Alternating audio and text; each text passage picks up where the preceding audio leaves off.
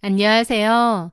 저는 인생에서 가장 잘한 선택이 결혼이 아니라 이혼이라고 당당하게 말하는 여자입니다. 제 결혼 생활은 딱 1년 6개월이었습니다. 남들이 들으면 신혼재미가 한창일 때 아니냐고 묻겠지만 저에게 그 시간은 다시 떠올리기조차 싫은 악몽과도 같았습니다. 오늘은 제 인생에서 가장 잘한 선택, 바로 그 이혼에 대한 이야기를 아주 상세하게 들려드리려 합니다. 겉으로는 번듯해 보였지만 속은 썩어 문드러져 있던 전남편 김영우와 그 집안의 기막힌 이중성, 그리고 제가 어떻게 그들에게 빅엿을 날리고 탈출했는지 들어주세요. 저는 어릴 적 아버지를 여의고 홀어머니 밑에서 자랐습니다. 엄마는 혼자 몸으로 저를 부족함 없이 키우셨고 저 또한 어디 가서 기죽지 않으려 악착같이 공부해 번듯한 직장까지 얻었습니다. 저는 제가 자라온 환경이 부끄럽지 않았고 오히려 엄마를 존경했습니다. 엄마가 혼자 힘으로 저를 키우시려고 얼마나 노력하셨는지 잘 아니까요.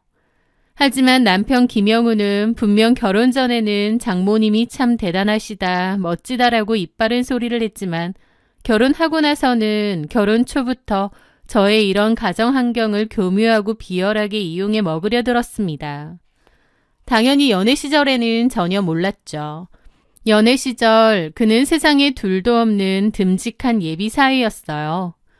저희 집에 인사 오던 날 그는 엄마 손을 꼭 잡으며 소라가 아버지 없이 자라서 외로움이 많았을 텐데 이제 제가 소라 곁에서 든든한 남편이 되어주려고요. 어머님, 저 믿어주세요. 라고 맹세했습니다. 당연히 저희 엄마도 그런 남편을 좋게 보고 결혼도 허락하신 거죠.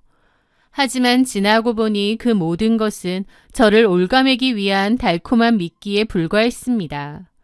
결혼식 후 그 다정하던 가면은 아주 빨리 산산조각이 났으니까요.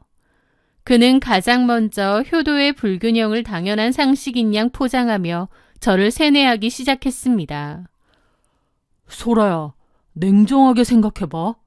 처가댁은 장인어른도 안 계시는데 우리가 처가에 자주 가봤자 할 게 뭐가 있겠어. 남자끼리 술 한 잔을 기울일 수 있는 것도 아니고 장인어른이랑 같이 낚시를 갈 수 있는 것도 아니고 나도 가면 멍하니 앉아있어야 되니 불편하지만 무엇보다 어머님 불편하시지. 사위 눈치 보느라 애쓰실 거 아니야. 그래서 꼭 특별한 일 아니고선 자주 가지 않는 게 오히려 서로를 위한 배려가 아닐까 싶네. 저는 어리석게도 처음에는 그 말이 저와 엄마를 배려해서 하는 말인 줄 알았습니다. 남편이 말을 정말 유창하게 그럴듯하게 포장해서 잘했거든요. 그래서 정말 엄마와 나를 배려하는 거구나 착각한 거죠. 물론 그 말을 조금만 곰곰이 생각해보면 완전 헛소리였지만요. 겉만 번지르르한 그 배려라는 단어 뒤에는 저희 집에 대한 철저한 무시가 깔려 있었습니다. 남편은 아예 자기 집을 좀 더 신경 쓰자고 대놓고 공표를 한 셈이었죠. 자기한테도 말했지만 우리 엄마 아들 하나 보고 사신 분인 거 알지? 그래서 나는 예전부터 우리 엄마랑 잘 지낼 수 있는 며느리를 꼭 데려오겠다고 결심했거든. 그게 자기인 것 같았고. 그래서 자기가 며느리로서 우리 부모님한테 좀 신경 써주고 잘 지냈으면 좋겠어. 나를 위해서 그렇게 해줄 수 있지? 혓바닥이 길었지만 결국은 시댁에만 잘하라는 소리였습니다. 그때 저는 사랑에 눈이 멀었던지 너무 어리석게도 남편이 원하는 대로 좋은 며느리가 되겠다고 결심했고요. 그 명절이나 생신은 기본이고 주말마다 시댁에 가게 되었습니다. 시댁에 가면 너무나도 자연스럽게 밥하고 청소하고 설거지하는 게 제 몫이 되더라고요. 제가 그렇게 하루 종일 바쁘게 일하고 시부모님 눈치를 볼 동안 남편은 소파에 누워 텔레비전이나 보며 낄낄거렸습니다. 그 와중에 어머님은 반찬 간이 짜다, 집안일이 영 서툴다며 잔소리만 퍼부었죠. 아버님이 안 계시다 보니 어머님께서 어렸을 때부터 바깥일을 하셨다고 했지? 네. 그래서 그런가. 소라 너도 집안일은 영 야무지지가 않네. 그런 것도 사실 어릴 때부터 보고 크는 거 무시 못하거든. 엄마가 밖에서 내내 일을 했으면 당연히 집안일은 좀 등한시 하셨을 거고. 그래서 그런가? 소라 너도 집안일 하는 거 보면 똑 부러지는 맛이 없다. 어쩌겠니? 나한테 참 많이 배워야겠어. 라면서 저한테 일 부려먹는 걸 살림을 가르쳐 준다고 표현하시더라고요. 어느 순간 느꼈지만 남편도 시부모님도 제가 아버지가 없다는 이유로 은근하게 저희 집을 무시했습니다. 저희 친정에 엄마밖에 없으니 크게 신경 쓸 것도 없고 자기들한테만 잘하라는 걸 갈수록 노골적으로 드러냈거든요. 그런 게 쌓여가면서 저도 너무 힘들고 서럽고 섭섭하고 여러 감정이 많았죠. 나도 우리 엄마 자주 찾아뵙고 사이도 종종 데리고 가고 싶은데 허구한 날 시댁만 드나들고 저희 집은 거의 안 갔으니까요. 하지만 그때까지만 해도 제가 그냥 다 참아야 되는 줄 알았습니다. 그러다가 결정적으로 정이 뚝 떨어진 사건이 있었는데요. 바로 친정엄마의 환갑 때였습니다. 저는 결혼 전부터 엄마 환갑 때 해외여행을 보내드리려고 꼬박꼬박 적금을 붓는 게 있었어요. 적금 만기도 일부러 엄마의 환갑날에 맞춰서 들었던 거였죠. 드디어 만기가 되었고 엄마와 함께 패키지 여행을 가려고 예약하려 했습니다. 그런데 남편이 제가 엄마랑 여행 간다는 걸 알고 엄청 섭섭해하는 거예요. 장모님만 여행 보내드린다고? 우리 엄마랑 동갑인데 우리 엄마는? 우리 엄마도 여행 좋아하시잖아. 그 말에 저는 좀 황당하더라고요. 이건 내가 전에도 자기한테 말했지만 엄마 환갑 선물로 드리려고 결혼 전부터 모은 거야. 아는데 엄마랑 장모님이랑 동갑이시잖아. 생신도 비슷하고. 장모님만 그렇게 보내드린 거 알면 섭섭하시지 우리 엄마도. 차라리 두 분 같이 보내드리는 게 어때? 사돈끼리 오붓하게 다녀오시면 좋지 않나? 저는 어처구니가 없어서 그랬죠. 무슨 소리야. 어머님하고 우리 엄마하고 친한 사이도 아니고 사돈끼리 여행 가는 게 말이 돼? 두 분 다 불편해하시게. 그리고 다시 한번 말하지만 이건 결혼이랑 별개로 내가 엄마한테 드리려고 몇 년 전부터 모은 거라니까. 제 말에 남편은 노골적으로 서운함을 드러내더라고요. 와, 이렇게 네 돈 내 돈 따진다고? 좀 그렇다. 우리 엄마가 알면 얼마나 서운해하실까. 자기 혹시 우리 집 무시하는 거야? 뭐라고? 아니 그렇잖아. 결혼 전이면 몰라. 지금은 결혼해서 우리 경제 공동체 아니야. 그런데 두 분이서 생신 날짜도 비슷하시고 똑같이 환갑이신데 한 분만 보내드리고 한 분은 안 보내드리면 우리 엄마 알게 됐을 때 그 뒷감당 나는 못할 것 같은데. 같이 안 보내드릴 것 같으면 나는 장모님 여행도 취소해드렸으면 좋겠어. 솔직히 나도 자기한테 너무 섭섭하고 빈정상한다. 라는 겁니다. 어떻게 사고방식이 저렇게 돌아갈 수 있을까요? 억지를 부리는 남편과 그날 대판 싸웠습니다. 솔직히 섭섭해도 제가 더 섭섭해하죠. 그렇게 자기 엄마 여행 보내주고 싶었으면 따로 돈을 모으던가. 제가 엄마한테 보내드리려고 한 거라는데 자기가 왜 섭섭하고 빈정이 상한다는 건지. 남편하고 크게 싸우고 나서 한동안은 냉전 상태였습니다. 그리고 저는 계획대로 엄마만 여행을 보내드렸어요.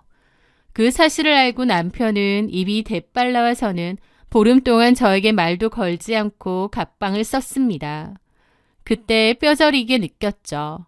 이 남자는 효자가 아니라 그저 제 희생을 담보로 자기 부모에게 생색내기 좋아하는 속 좁고 이기적인 인간이구나라는 것을요. 그 후로 조금씩 말은 했지만 결코 전 같은 상태는 되지 않더라고요. 그렇게 살얼음판 같은 결혼 생활을 이어가던 중 남편에게서 도저히 무시할 수 없는 수상한 징조들이 하나둘 보이기 시작했습니다. 늘 칼퇴근을 하던 사람이었는데 어느 날부터인가 회사의 프로젝트가 비상이다, 갑작스러운 거래처 미팅이 잡혔다는 핑계를 대며 귀가 시간이 점점 늦어졌습니다. 새벽 1~2시에 들어오는 건 예사였고 어쩌다 일찍 들어오는 날에는 피곤하다며 저와 눈도 마주치지 않고 방으로 들어가 버리기 일쑤였죠. 게다가 시댁 핑계도 자주 댔습니다. 주말에는 본가에 일이 있거나 어머님 아버님을 뵈러 간다며 종종 시댁으로 가는 경우가 많았던 거죠. 남편의 행동이 너무 달라졌기에 당연히 뭔가 이상하고 찝찝했습니다. 그중 가장 이상했던 건 핸드폰에 대한 집착이었어요.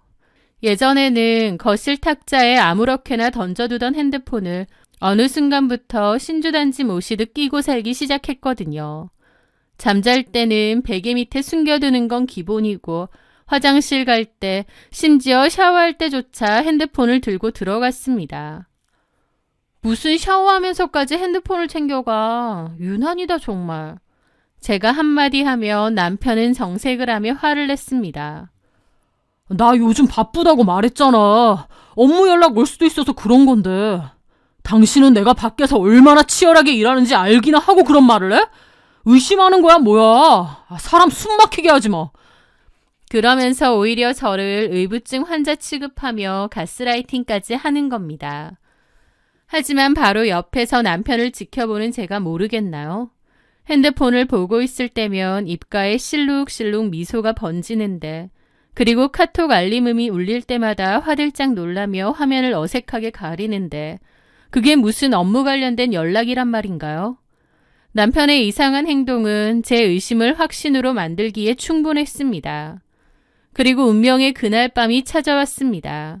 남편이 회식 후 인사불성이 되어 새벽 3시에 기어들어온 날이었습니다. 씻지도 않고 거실 소파에 대자로 뻗어 코를 골며 자는 남편의 주머니에서 핸드폰이 반쯤 삐져나와 있었죠. 평소 같으면 제가 손도 못 대게 했겠지만 그날은 술에 너무 취해 세상 모르고 자고 있더라고요. 심장이 쿵쿵 터질 듯이 뛰었습니다. 저는 떨리는 손으로 잠든 남편의 오른손을 조심스럽게 들어 올렸습니다. 그리고 그의 엄지손가락을 조심스레 홈버튼에 갖다 댔습니다. 그러면서 잠금 해제가 풀렸죠. 저는 그 순간 계속 의심만 했던 판도라의 상자를 열었던 겁니다. 카카오톡을 켜자마자 상단의 대화방이 눈에 들어왔습니다. 이름은 김 부장님이라고 저장되어 있었지만 프로필 사진은 웬 긴머리 여자의 뒷모습이더라고요. 떨리는 손으로 대화방을 눌렀고 스크롤을 올리며 읽어내려간 대화 내용은 가히 충격적이었습니다. 자기야, 오늘 와이프랑 싸웠어? 목소리가 안 좋네. 그 여자 때문에 스트레스 받아 죽겠다. 집에 들어가기 싫어. 너랑만 있고 싶다. 나도 오빠랑 같이 살고 싶어. 우리 언제까지 몰래 만나야 해? 나 힘들어. 조금만 기다려, 은주야. 내가 알아서 내쫓을 테니까. 그 여자가 제 발로 나가게 만들 거야. 매일매일 회사 일과 야근 때문에 죽겠다더니 주말에는 부모님 댁 가서 효도하고 오겠다더니 설마 했는데 회사 일도 효도도 아니라 그 상간녀와 데이트하러 다니거나 여행을 다녔던 겁니다. 남편의 외도를 두 눈으로 확인한 순간 머릿속이 하얗게 변하고 온몸의 피가 거꾸로 솟구쳐 오르는 기분이었어요. 배신감과 모멸감에 손이 부들부들 떨려 핸드폰을 놓칠 뻔했죠.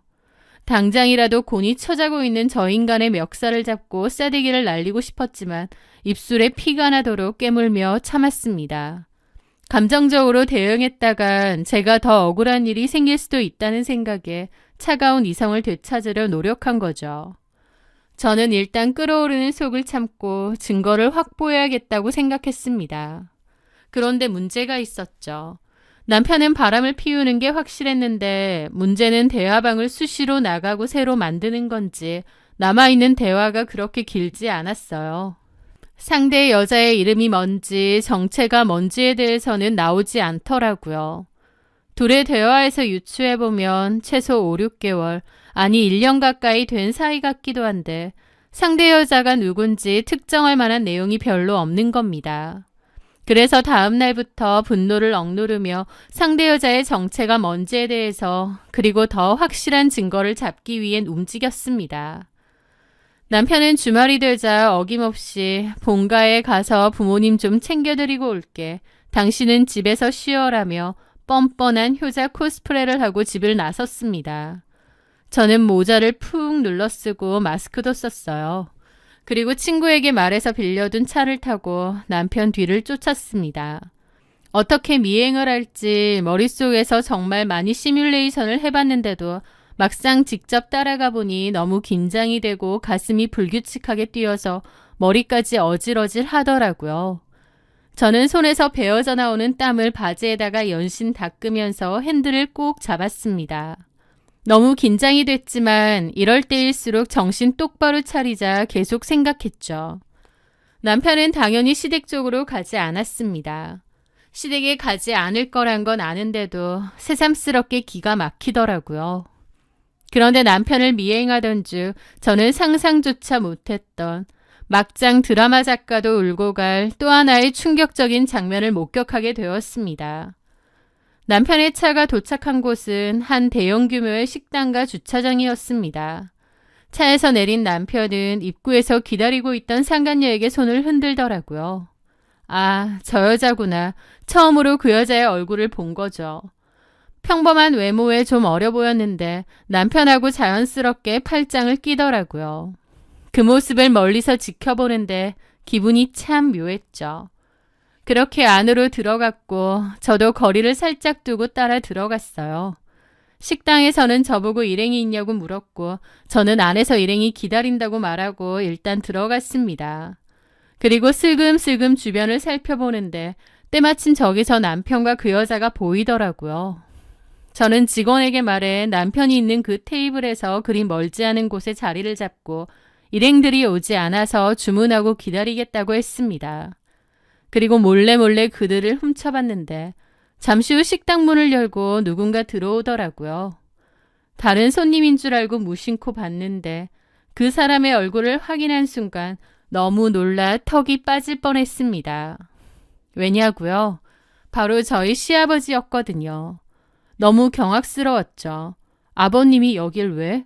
생각함과 동시에 아버님은 손을 들어 인사를 하며 바로 남편의 자리로 가서 앉더라고요. 이게 다 무슨 일인지, 왜 상간녀와 남편이 만나는 자리에 아버님이 오신 건지 처음에는 퍼뜩 이해가 되지 않더라고요. 아버님은 아무렇지 않게 자연스럽게 앞자리에 앉았고 남편과 그 상간녀는 하하호호 웃으며 아버님을 맞이했습니다. 모르는 사람이 보면 영락없는 한 가족처럼 보일 정도더라고요. 제 속에서는 엄청난 배신감이 들었죠. 아버님도 알고 있었다고? 와, 진짜 너무한다. 눈물이 핑 돌 정도였습니다. 아들의 불륜을 묵인하다 못해 아예 상간녀와 같이 만난다니 이런 멋 같은 경우가 세상에 어디 있겠나요? 그런데 어머님도 오셨나? 잠깐 둘러보는데 어머님은 안 계셨어요. 그러다가 다시 출입문이 열리면서 누군가 들어왔습니다. 어머님은 아니었어요. 그런데 새로 들어오는 분의 얼굴이 몹시 낯이 익은 겁니다. 어디서 봤지 생각하는 순간 아버님이 손을 들어서 이리 오라고 하시더라고요. 그분도 웃으며 그 자리로 가고요. 그제야 생각났습니다. 그분은 어머님의 40년 지기 절친이라며 시댁에 제집 드나들듯 하던, 그래서 정말 저도 많이 봤던 어머님의 친구 장미옥 여사였습니다. 이게 도대체 무슨 상황이지? 제 눈을 의심했습니다. 네 사람은 마치 오래된 가족 모임처럼 자연스러운 거예요. 남들이 보면 시부모님과 아들네가 식사하러 온 줄 알겠더라고요. 그러면서 지켜보니 시아버지는 장미옥 씨에게 물을 따라주고 장미옥 아줌마도 익숙한 듯 이런저런 얘기를 하더라고요. 그 앞에는 제 남편 김영우와 상간녀도 있었고요. 그 꼬라지를 보는데 머리를 망치로 얻어맞은 것 같았습니다. 어머님이랑 둘도 없는 친구라던 장미옥 아줌마가 시아버지의 내연녀였고 제 남편은 그 사실을 알면서도 묵인하고 있었던 겁니다. 아니, 묵인이 아니라 서로의 불륜을 덮어주고 다 같이 만나기까지 하는 거예요. 부자가 쌍으로 바람을 피우면서 며느리이자 아내인 저와 시어머니를 완벽하게 바보로 만들고 있었던 겁니다. 저는 손이 부들부들 떨리는 것을 참으며 이 기막힌 장면을 몰래 동영상으로 남겼습니다. 화장실을 갔다 오는 척하면서 반대쪽에서도 슬쩍 촬영하고요. 그 후에도 좀 더 미행을 붙으면서 그 상대 여자가 남편과 같은 회사에 다니는 여자라는 걸 알아냈습니다. 그렇게 저는 이혼 소송 준비를 마치고 남편이 출근한 사이 어머님을 찾아갔습니다. 이혼할 때 하더라도 어머님께도 이 사실을 다 알려드려야겠더라고요.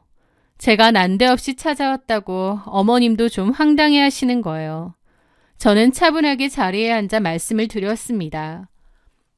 네가 갑자기 웬일이냐? 드릴 말씀이 있어서요. 어머님도 아셔야 될 일이에요. 잠깐만 앉아보시겠어요?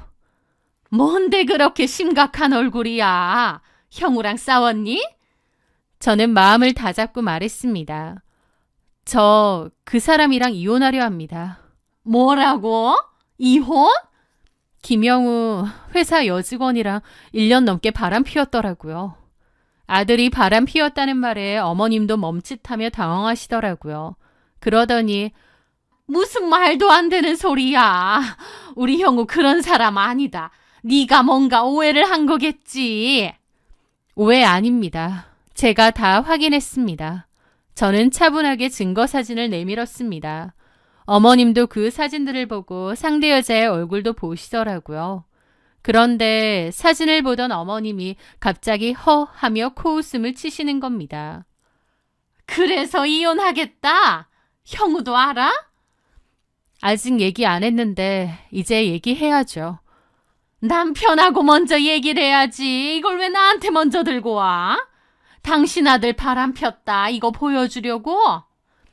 어머님한테도 드릴 말씀도 있어서요.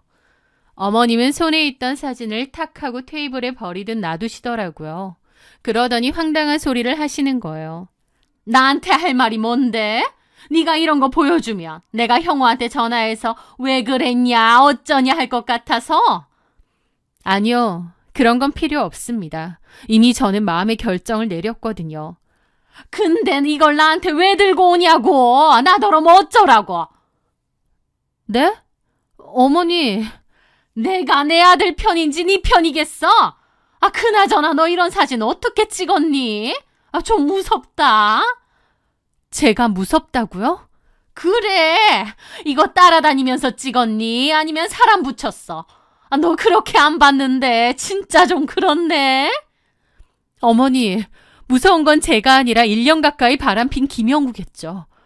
남자가 사회생활 하다 보면 이런 일이 있을 수 있는 거야. 그게 뭐 그렇게 큰일이라고 이 호들갑을 떨면서 이혼 타령이니? 어머님의 반응에 저도 기가 탁 막히더라고요. 남자가 사회생활 하다 보면 있을 수 있는 일이라고요? 그래. 나는 솔직히 그래. 남자들 밖에서 다른 여자 찾는 거 와이프가 오죽 못났으면 그럴까 그 생각 먼저 든다. 와이프가 예쁘고 곰살맞게 잘 굴어봐라. 남자가 밖에서 눈을 왜 돌리겠니? 괜히 남편 간수도 못한다는 소리가 나오는 게 아니야. 근데 모자랐다고 시댁 와서 증거 사진이니 뭐니 하면서 큰 소리야? 적반하장도 유분수지. 오히려 저를 탓하는 시어머니의 태도를 보는데 기가 막혀서 웃음이 나더라고요. 제가 만약 아버님과 장미옥 씨를 못 봤다면 어머님의 이런 말에 너무 분하고 기막혔을 겁니다. 하지만 저는 다 알고 있잖아요. 오히려 어머님의 저런 말이 불쌍하고 가짜나 보이더라고요. 저는 조용히 증거 사진들을 챙겨 가방에 넣었습니다. 그리고 말씀드렸죠. 어머님 말 맞다나 남편 간수 못한 게 죄라면 어머님은 대역 죄인이시겠네요. 아니, 호구 중에 상호구인가? 제 말에 어머님은 눈이 뒤집히더라고요. 뭐? 너 지금 뭐라고 했어?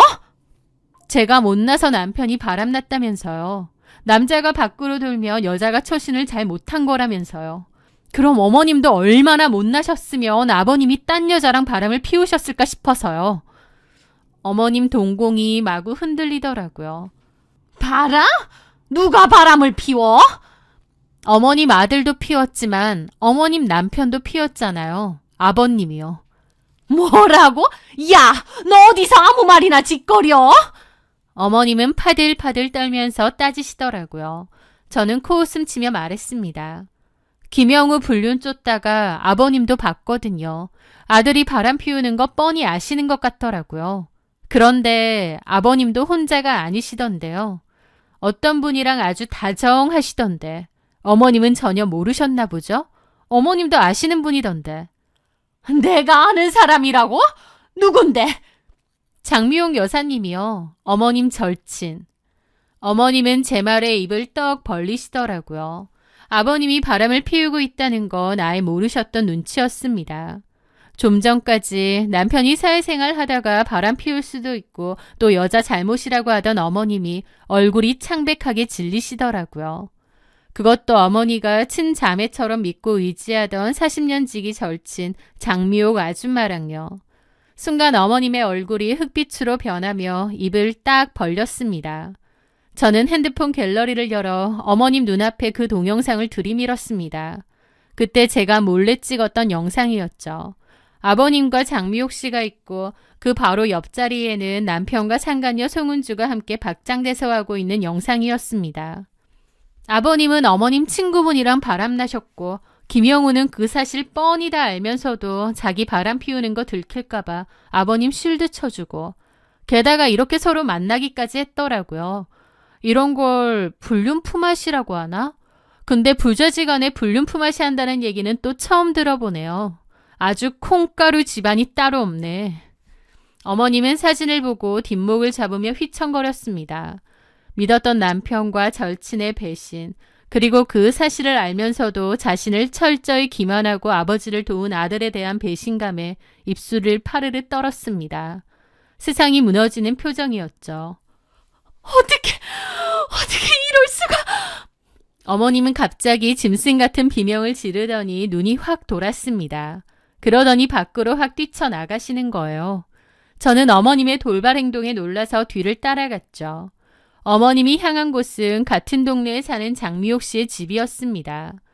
사별하고 혼자 산다고 했고 워낙 어머님하고도 친했던 사이라 저도 집을 알고 있었죠. 어머님은 그 집 대문을 막 치면서 문 열라고 고함을 질렀습니다. 잠시 후 장미옥 씨가 무슨 일이냐고 대문을 열었는데 그 순간 어머님이 번개처럼 달려들어 장미옥 씨의 머리채를 잡은 거예요.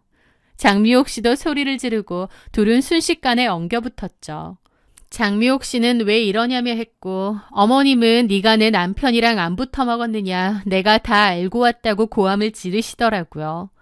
장미옥 씨는 입이 10개라도 할 말이 없어 보였고 어머님은 그런 장미옥 씨 머리채를 다 뽑을 기세였습니다.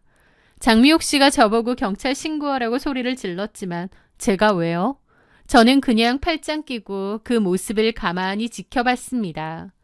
그렇게 어머님은 거의 죽일 듯이 장미옥 씨를 접해자 장미옥 씨도 맞고만 있을 순 없었는지 어머님 머리채를 같이 잡더라고요. 대문을 열어놓고 싸운 거라 지나가는 사람들 다 쳐다보고 난리도 아니었죠.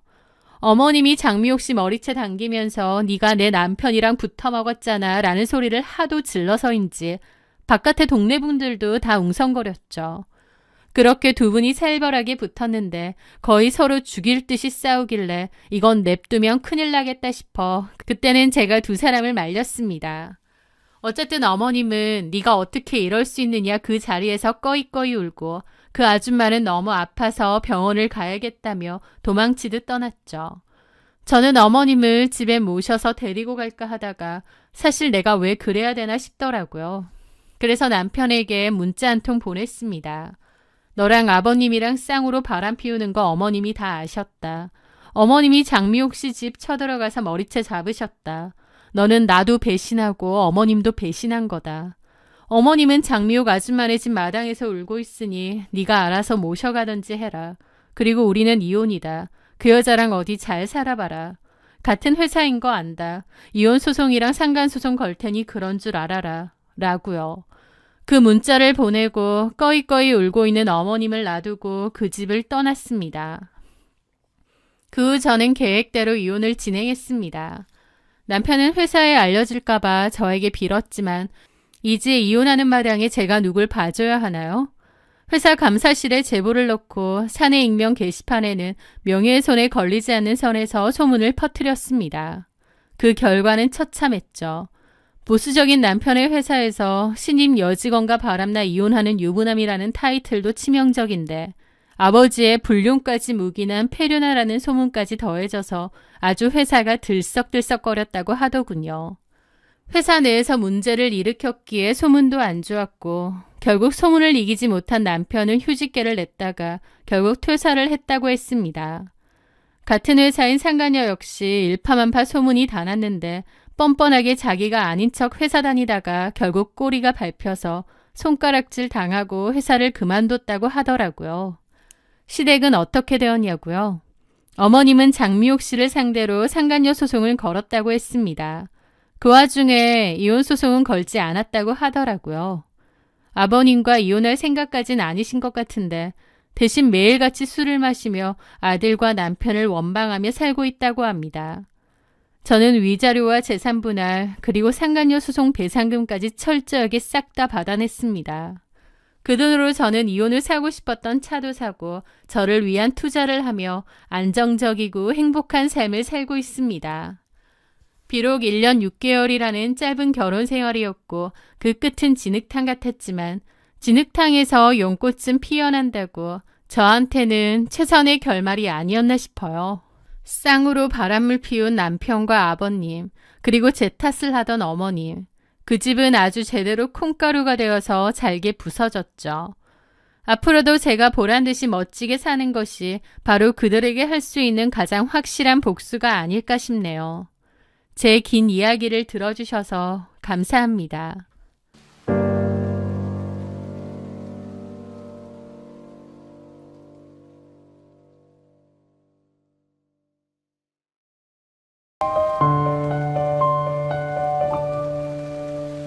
안녕하세요. 저는 오늘 제 인생을 짓눌러 왔던 지독한 상처와 그 상처를 아무렇지 않게 짓밟은 한 가족에게서 완벽하게 벗어난 제 이야기를 들려드리려 합니다. 제게는 가족이라는 단어가 늘 남의 이야기처럼 느껴졌습니다. 저와는 아무 상관없는 따뜻하고 반짝이는 단어였죠.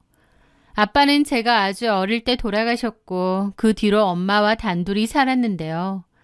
넉넉하지는 않았지만 엄마와 사는 동안에는 그래도 행복하고 안정적이었던 것 같아요.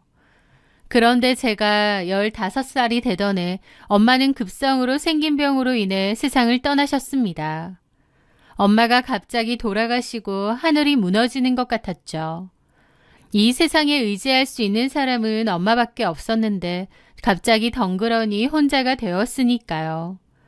엄마를 잃은 아픔에 슬퍼하기도 전에 현실부터 걱정을 해야 했습니다. 아빠도 없고 혼자 살기엔 어린 나이였으니까요. 당장 살아갈 날이 걱정이었죠. 그날 이후 저는 친척집을 전전하며 자랐습니다. 처음에는 이모 집에서 2년, 그 다음에는 삼촌 집에서 또 1년, 삼촌이 다른 지역으로 이사가고 난 다음에는 연락도 잘 하지 않던 고모네 집에서 또 1년, 이런 식으로요. 아무도 반겨주지 않는 집에서 꾸역꾸역 눈칫밥 먹으며 버텨냈습니다. 행여나 밉보여서 쫓겨나고 고아원으로 갈까봐 눈치도 더 많이 봐야 했고 더 부지런히 성실히 살았어요. 게다가 감정 표현도 못하고 늘 괜찮은 척 헤헤실실 잘 웃었죠. 더부살이를 하다 보니 자연스레 그렇게 되더군요. 다른 가족들보다 먼저 일어나서 방 정리하고 집안일도 열심히 도왔습니다.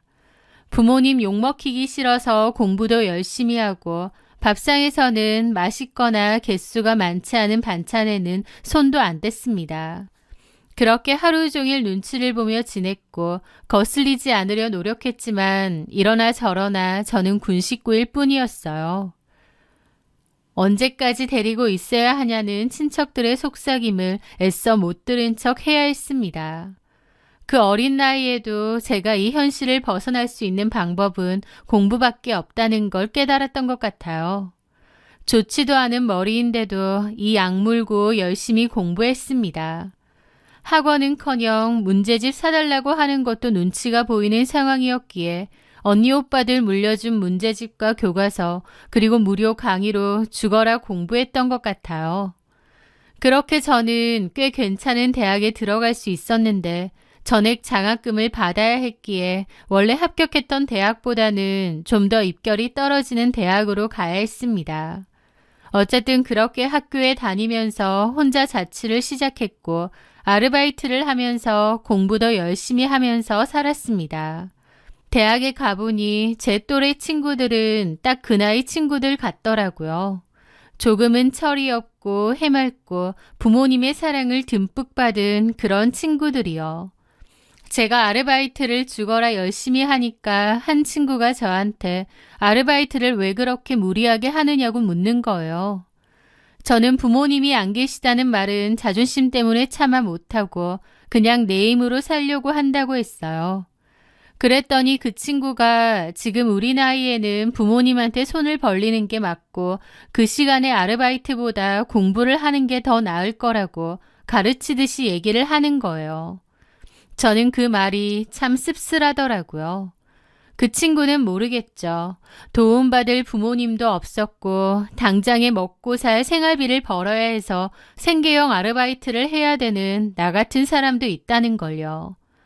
남들은 한창 연애도 많이 하고 여행도 다니고 청춘이라고 불리우는 대학생 시절이지만 조금의 여유도 없이 아르바이트와 공부만 아득바득 했던 저에게는 그 대학 시절이 어쩐지 가슴 아픈 시절이었던 것 같기도 합니다.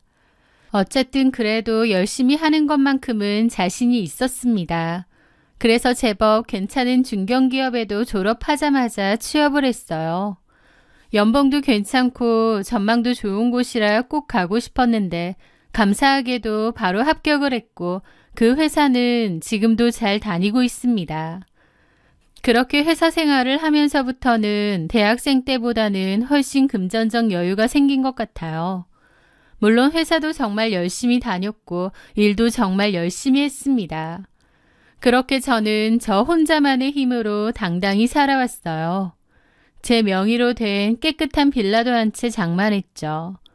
부모님도 없이 친척집을 전전하며 제가 이만큼 일궈냈다는 것이 참 기특하고 뿌듯하기도 했습니다. 그렇지만 제 마음 한구석에는 늘 시리고 허전한 기분이 있었어요. 늘 혼자 아등바등하며 살아와서인지 가족에 대한 그리움, 외로움, 쓸쓸함, 허전함 등이 가득했던 것 같아요. 그 외로움은 제가 열심히 한다고 채워지는 건 아닌 것 같았습니다. 바쁘게 살아오던 저는 어느 순간부터 따뜻한 가족에 대한 결핍과 허전함을 안고 살아갔던 것 같거든요. 그런 저에게 남편은 빛처럼 다가왔습니다. 따뜻하고 제 말에 귀 기울여주는 착하고 다정한 사람이었죠. 제가 어린 시절의 상처를 어렵게 꺼냈을 때 그는 제 손을 잡고 같이 울어주었습니다. 그 어린 나이에 얼마나 힘들었냐고요. 저는 그 사람이 제 상처를 보듬어 줄 수 있는 유일한 사람 같았습니다. 그 남자가 저에게 내가 당신의 따뜻한 가족이 되어줄게 라고 했는데 이 남자라면 내가 그토록 바라던 가족이 되어줄 수 있겠구나 싶더라고요. 그렇게 결혼을 하게 되었고 결혼 후 한동안은 좋았습니다. 저희 부부는 맞벌이를 했기 때문에 평일에는 둘 다 바빴는데 그래도 주말이면 함께 장을 보고 찌개를 끓여서 먹으며 행복한 일상을 보냈죠. 가끔 나는 더 이상 혼자가 아니구나, 가족이 생겼구나 라는 생각이 들면 문득문득 행복해지기도 했습니다. 그런데 결혼 1년 뒤 시어머니가 돌아가시면서 제가 느꼈던 그 짧은 행복은 끝이 났습니다. 시어머니는 다정하고 좋으신 분이었는데요. 건강이 별로 좋지 않으셨어요. 그러다가 갑자기 지병이 악화되면서 돌아가시게 되었죠. 문제는 혼자 남게 된 시아버지였습니다.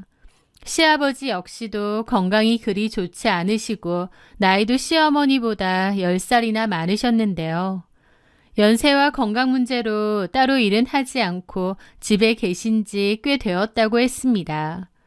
그래서 그동안은 시어머니가 집안일도 하고 밖에서 일도 하고 시아버지까지 책임지며 사셨던 거죠. 가정을 안팎으로 책임지며 사셨으니 골병이 들었었고 그렇게 내내 고생하시다가 결국 지병으로 돌아가신 거예요. 그렇게 보면 시어머니의 인생도 참 고달프셨던 거죠. 어쨌든 그렇게 시어머니가 갑자기 돌아가셨는데 시아버지가 당신은 혼자 못 산다고 남편을 매일같이 닥달하신 모양이에요. 남편 말고도 자식은 시누이가 둘 있기는 한데요. 형님 한 분, 막내 시누 한 명입니다. 그런데 시누들은 어쩐 일인지 시아버지하고는 사이가 안 좋아서 거의 연락도 안 하고 삽니다. 어쨌든 시아버지의 닥달을 매일같이 들은 남편은 저에게 아버님을 모시고 같이 살자고 한 겁니다. 지수가 아버지가 혼자 사시려고 하니 너무 힘든가 봐. 솔직히 우리 아빠 나이도 많고 건강도 안 좋아서 살면 또 얼마나 사시겠어. 그런 아버지 혼자 두려니 나도 자식으로서 마음이 내내 안 좋다. 누나랑 여동생도 아예 왕래 없는 거 알잖아.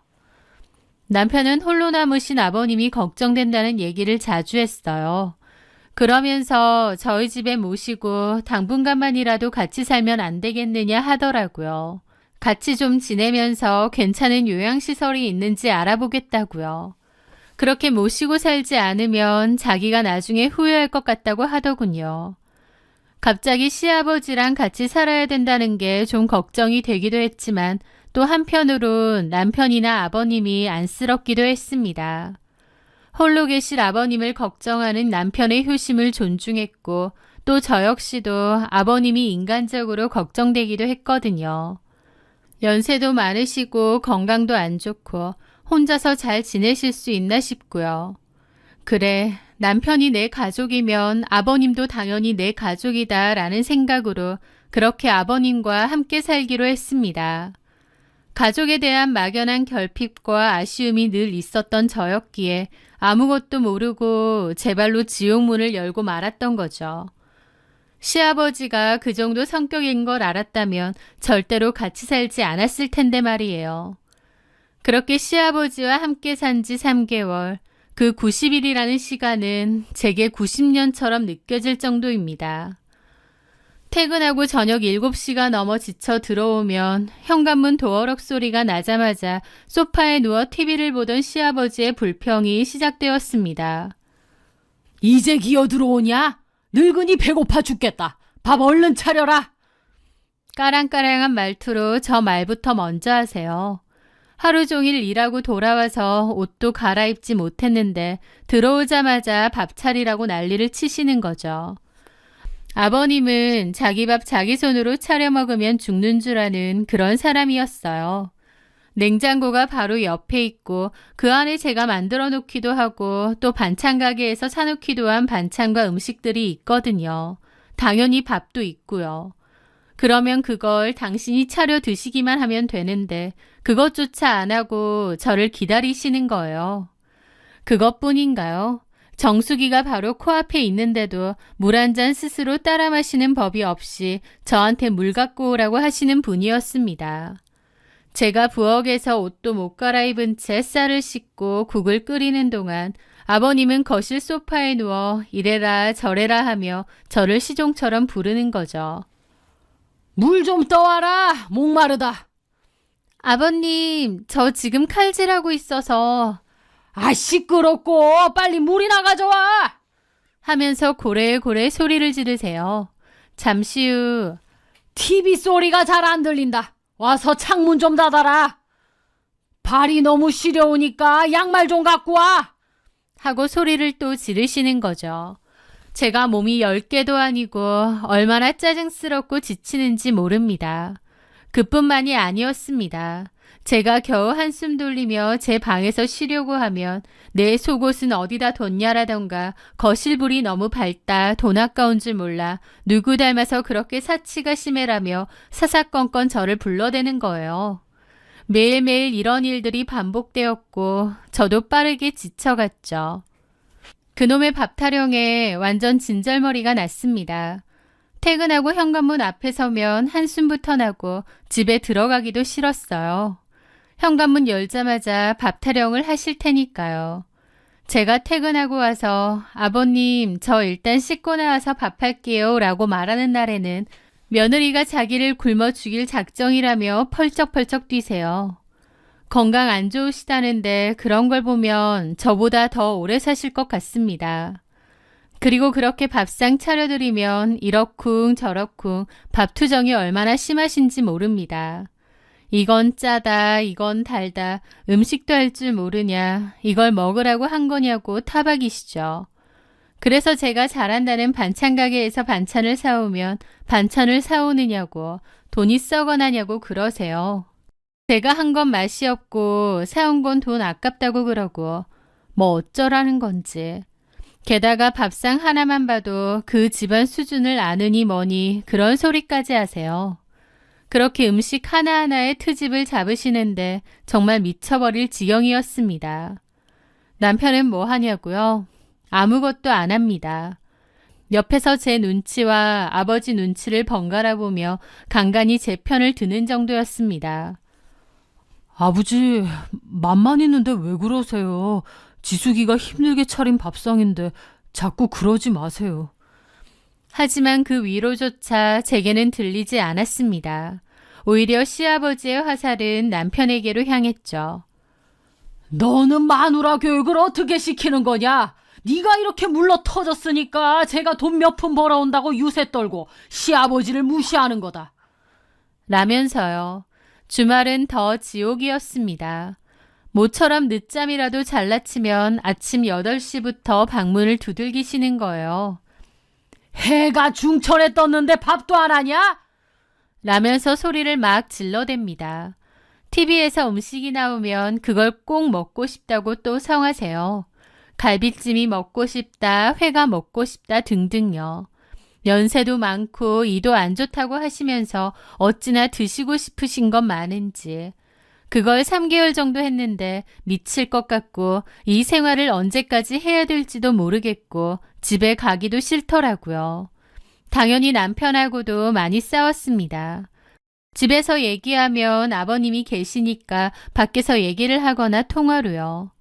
요양원 구한다더니 구하고 있는 거 맞느냐, 내가 언제까지 이렇게 살아야 되느냐, 따지면 남편은 그저 좀만 참아줘라, 미안하다, 싹싹 빌 뿐이지 아무런 대책도 없었어요.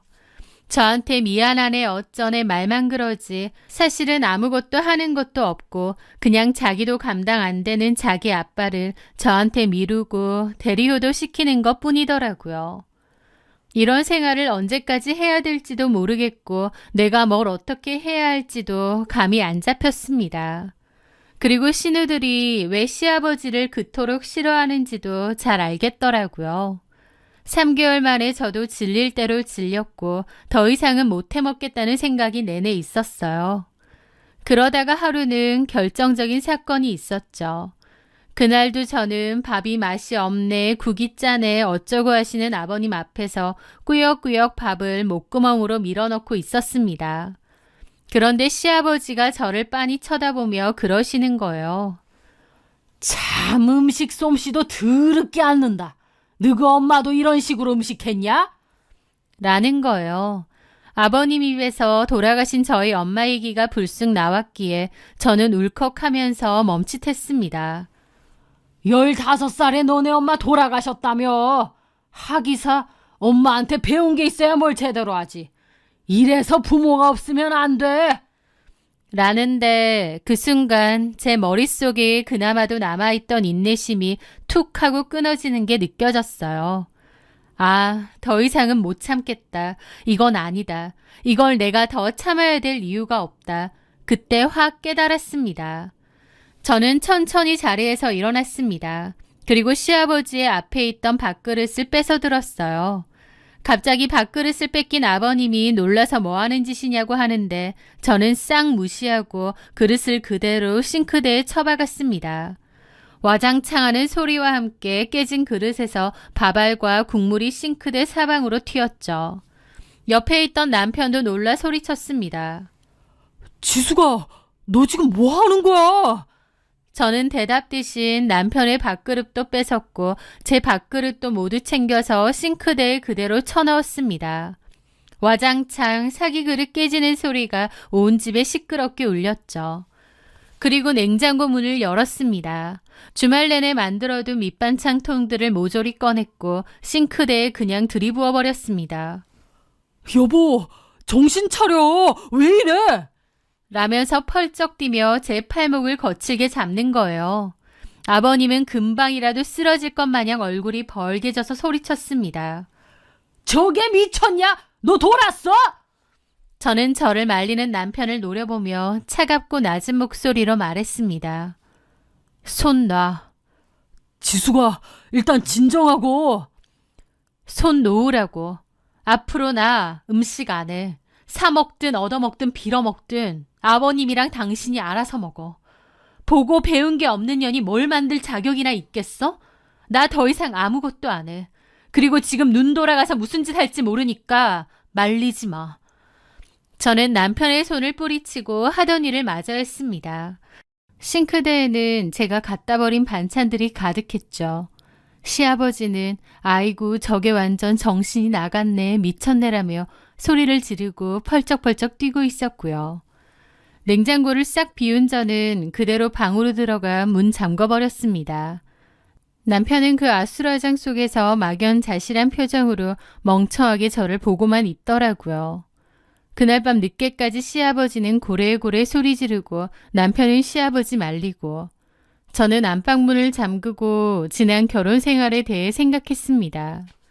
드디어 얻은 가족인 만큼 잘하고 싶어서 참고 참았는데 정작 시아버지도 남편도 저를 가족으로 생각한 것 같지는 않다 싶더라고요. 남편에게 저는 지네 아빠 보살펴주는 간병인에 지나지 않았고 시아버지에게 저는 그냥 밥 차려주고 부려먹는 식모일 뿐이었던 거죠. 저는 그날 잠 한숨도 못 자고 많은 생각을 했습니다. 남편은 거실에서 잤고요. 그리고 다음날 아침 저는 옷을 잘 차려입고 출근을 했습니다. 그날 퇴근하고 돌아오니 현관 앞에 족발 시켜 먹은 쓰레기가 널려 있는 거예요.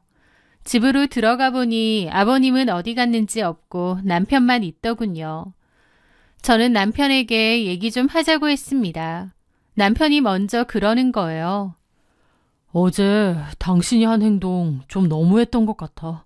아빠도 엄청 놀라셨고. 내가 한 행동이 너무했어? 너랑 니네 아빠가 한 행동은 괜찮고? 너네 아빠라니.